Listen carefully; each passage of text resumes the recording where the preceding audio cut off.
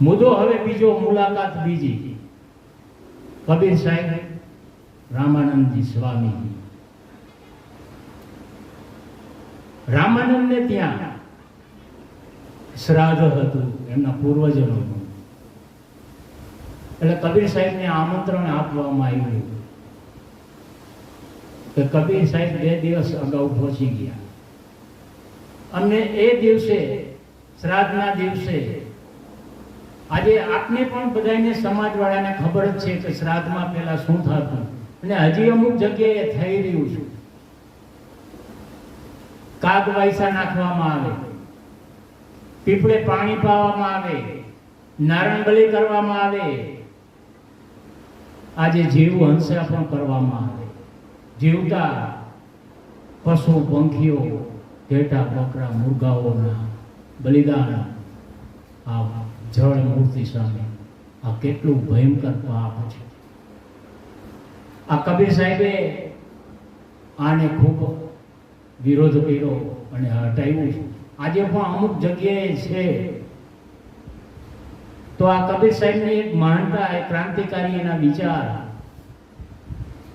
અને આ બીજી મુલાકાતમાં આશ્રમમાં જાય છે. કબીર સાહેબને કામ સોંપવામાં આવ્યું કે કબીર, તમે જઈ અને કાશીની માર્કેટમાંથી 5 લીટર દૂધ લેતા હો. એક બહેણી લીધી. રામાનંદજી સ્વામીએ એને પૈસા આપ્યા.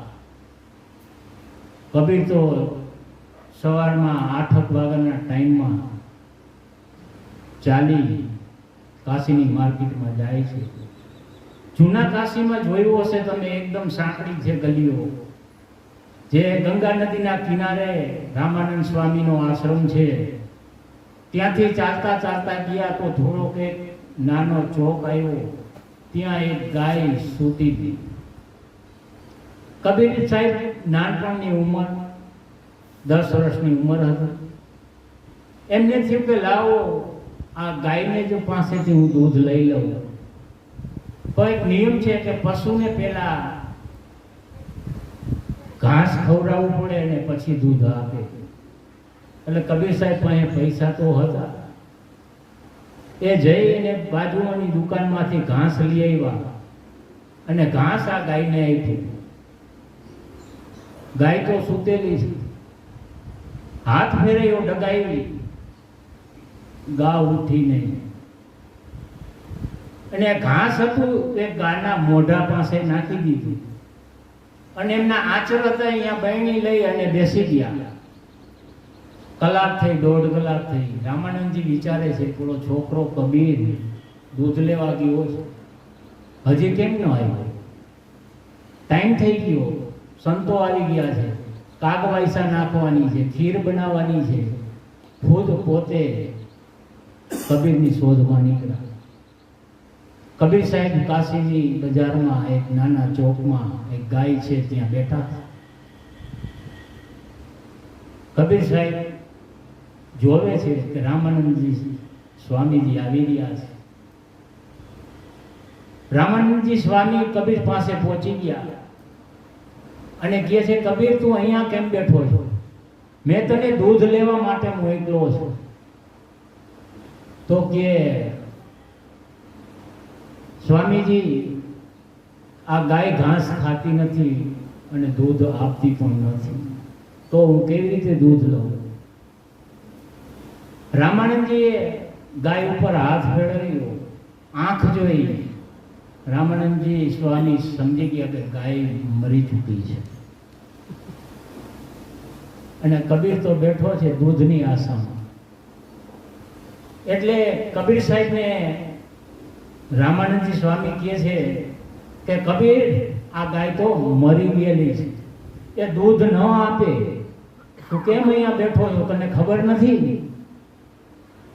તું મૂર્ખ છો, તારામાં અકલ નથી. કારણ કે કબીર સાહેબનું નાનપણ હતું અને રામાનંદજી સ્વામી 58 સાલના તે વખતમાં હતા અને કબીર ઉપર ઘણો પ્રહાર કરવા માંડ્યા. તો કે કેમ ન આપે? હજી તો આ 2 કલાક થઈ છે, ગાય મરી ગઈ એની 2 કલાક થઈ છે અને કેમ દૂધ ન આપે? તમે સૌ જાણો છો કે 1 મિનિટમાં મૃત્યુ પામેલી વ્યક્તિ કશું કરી શકતી નથી, 1 સેકન્ડ પછી પણ કંઈ કરી શકતી નથી. આ કબીર સાહેબ બધું જાણતા હતા. પણ રામાનંદ સ્વામીને શાન ઠેકાણા લેવા માટે એક આ નાટક રચી રહ્યા હતા. એટલે આ સ્વામીએ ખૂબ કબીર સાહેબને ફટકાર્યા અને વારંવાર કહે છે કે આ ગાય મરી ચૂકી છે, મરેલી ગાયથી કશું ન થાય. એટલે કબીર સાહેબ કહે છે તો તમારા પૂર્વજનો મરી ગયા, જેનું તમે શ્રાદ્ધ કરી રહ્યા છો, એના કેટલા વર્ષ થયા? કોઈના 10 વર્ષ, કોઈ 25 વર્ષ, કોઈ 50 વર્ષ, કોઈના 80 વર્ષ. આ બધાયનું એકી સાથે એક દિવસે આ રમણાનંદ સ્વામી શ્રાદ્ધ કરી રહ્યા હતા. તો આ એને અકલ દેવા માટે, એને જ્ઞાન આપવા માટે કબીર સાહેબે આ યુક્તિ રચી હતી. અને ત્યારે હકીકતમાં એમને રામાનંદ સ્વામીને થઈ ગયું તો કબીરમાં જબરજસ્ત જ્ઞાન ભરેલું છે. અને આ એક દિવસ આ હિન્દુસ્તાનને વિશ્વની અંદર સૂર્યની જેમ નામ કાઢશે. સૂર્ય જેવો ધગધગતો ઘોડો અને આ કામ કરશે.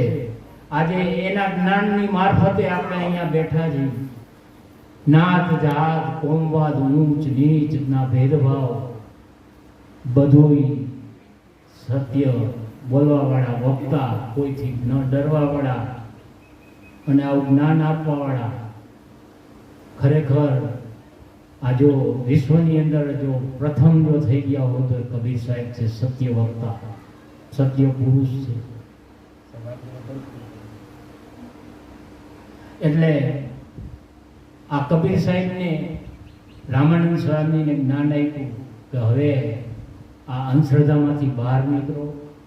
આપણે પેલા નજરે જોયેલું છે, જેવા વૃદ્ધો બેઠા છે એમને કે આપણે કાક વાયસા નાખતા હતા, હવે ચરણ ઘટી ગયું છે.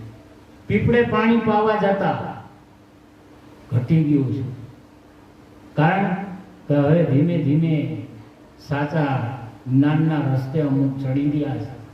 આ જો મૂળ પાયો હોય, પાયો નાખનાર તો એ સંત કબીરદાસ છે. એટલે કબીર સાહેબે આ સમાજ માટે ઘણી આપને બોધપાઠ આપ્યા છે. છતાં એક એમની પ્રખ્યાત સાથે